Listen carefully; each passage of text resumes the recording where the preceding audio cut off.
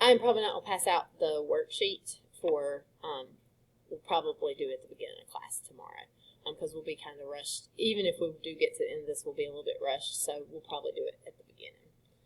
So I'll post this so you can see whatever we didn't get to there at the end. So this is going to be very similar to like some of the other stuff we have done. It's just going to be slightly different because we're going to be dealing with equations instead of functions. So polynomial equations will have the same number of solutions as their degree.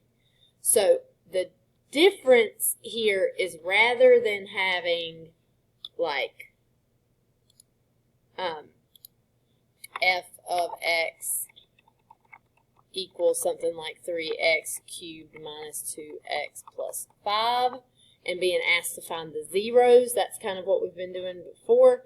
We might have something like this, 3x to the third minus 2x plus 5 equals 0, and we're asked to solve the equation. We can still use graphing to answer a lot of these. So we will start, there are several different ways we're going to learn how. The first thing we're going to do is just graphing. We can do that on Desmos. We've done it a bunch before. Then we can look at factoring. There are times we are, in fact, going to have to factor because the graphing will not work. If you can't factor, you can use quadratic formula. And then for higher degree polynomials, you could use graphing, and that should not say synthetic division right there. These were Ms. Martin's notes, and I did not change that. Long division right there. In the honors, they do synthetic division, but we shall not in here. So, it's going to be kind of like what we've done so far. Lots of things will be able to be solved on Desmos. There'll be a few where it doesn't work, and we'll have to do something else. So, to solve by graphing, the only type of solutions that show up on your graph are real solutions. Any imaginary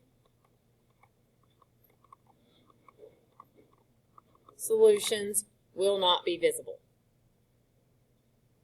And so if you had a function that looked something like this,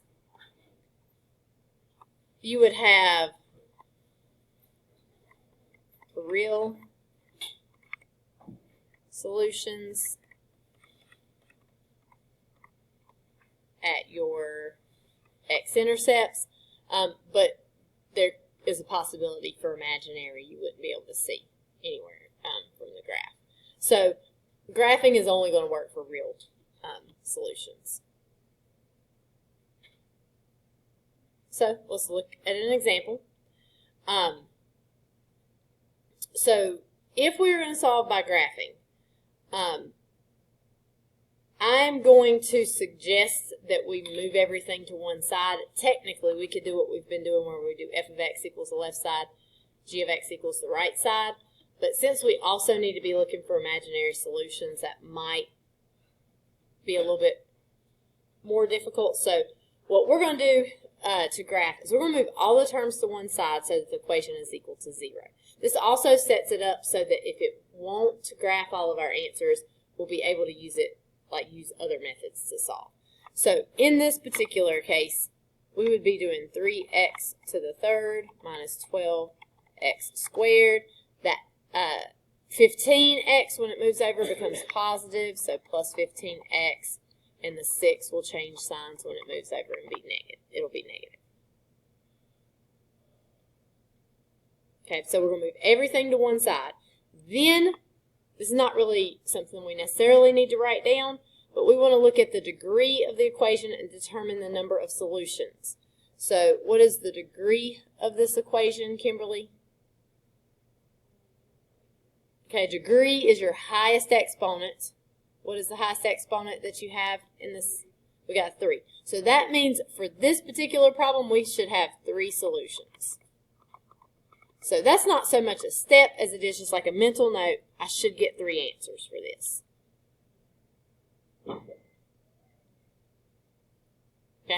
Then we are going to go to Desmos, and we are going to graph either y equals or f of equals the equation, but do not put the equal 0 on the end.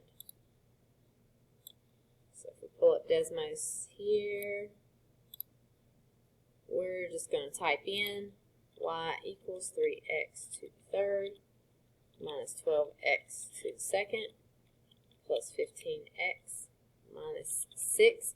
Or we could do f of x equals, does not matter. And so we get a graph that looks like this right here. We are not including the equal 0. We are going to look for our x-intercepts because we want to know where this stuff is equal to 0, which means its y-coordinate is 0, which would be your x-intercepts. Or if you want, you can type in the line y equals 0. Type it in right there. It's just going to be the x-axis though, right? And we could do it like we're doing where we have y equals the left side, y equals the right side. Look for the intersections. So we are looking here at these two places. I've got 1 and looks like 2 right there.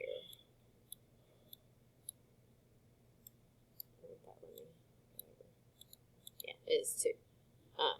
Wait, no. Yes, 1 and 2. So x equals 1 and x equals 2 would be my answers here. But how many answers was I supposed to have? 3. So once we get these, we need to determine if any of the solutions have a multiplicity greater than 1. This is another reason that you want to move everything one side to graph, because you won't be able to tell that if you just do like f of x equals the left side and f of x equals the right side from this. So if I look here, do either one of those count twice? Do I have a multiplicity of 2 for either one of them? This first one right here at 1, I don't cross the graph. I just bounce. So that means while x equals 1 is just a single distinct solution, this is a double solution, meaning that it counts twice. So there's our 3 solutions. It's x equals 1, x equals 1, and x equals 2 there. So that tells me that I've got all of my solutions here. We will see some where we do this and we're still missing solutions. If you're missing any solutions, that means you will probably have imaginary solutions and you're going to need to use a different method, right? So graphing is only going to work if they're all real for that. So questions there? Basically, your solutions, move everything to one side so it's equal to 0. X-intercepts is what you're looking for. How about you guys try these two right here? So try those right there. First thing we need to do, what do we have to do first? Everything to one side. So like on example 2, you're going to have 5x to the 4th plus 30x minus 35x squared. Make sure you change the sign whenever you move stuff over to one side. And then you will graph that to find those x-intercepts. Okay, let's look at what we've got here. So for example 2, you would move everything to one side here. You are going to graph that. It should look like this whenever you do. What are you guys getting for your answers there? What'd you get, Mabry? 3. What else? 0.56. Okay. What? 0.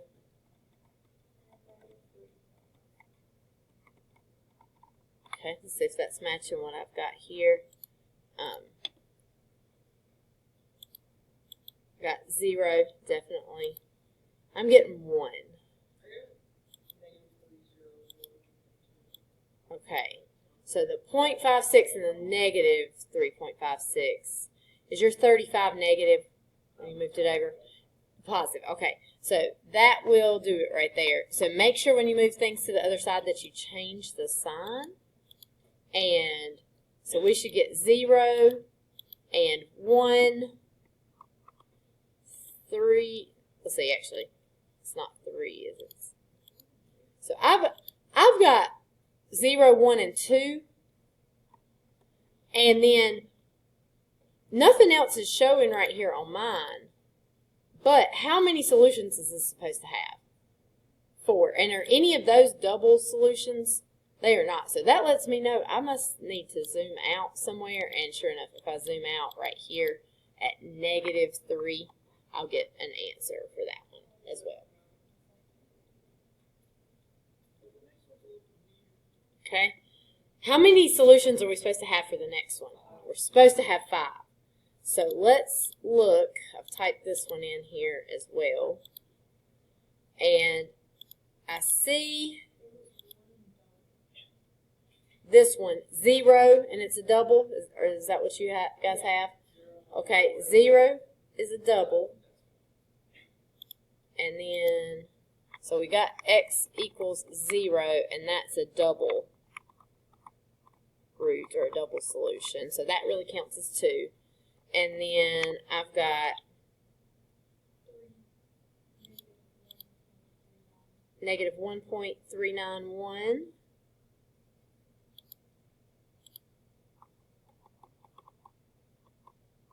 And best I can tell, that just looks like a single root. There is a chance it's a triple root right there. Now, but this shouldn't be it, because how many am I supposed to have? I'm supposed to have 5 on this one. So you want to zoom out, zoom in, and this is all I can really find from this one, right? I don't think I'm missing any of these others. So it looks like I've got 3, and there should be 2 more. So we've got a few things that could happen here. We could have 2 imaginary. I'm going to put question mark there because we don't know that for sure. Or there's a chance that that the reals have higher multiplicity. So, and I'm going to, again, put a question mark right there. So it could be, instead of a double root, it's actually like a 4th root. I don't think that's the case in this one, but it could be. Or it could be that this is a triple root right here, possibly, maybe. But this I've put here to lead us into the next piece. This doesn't always work, because as you can see here, we've got 2 that we're not sure about. So we have to know how to do this other ways whenever this happens. Now, good news is a lot of times you can figure it out with Desmos. But we need to know what to do whenever this doesn't work. So we will pick back up with example 4 tomorrow at the beginning of class and learn how to do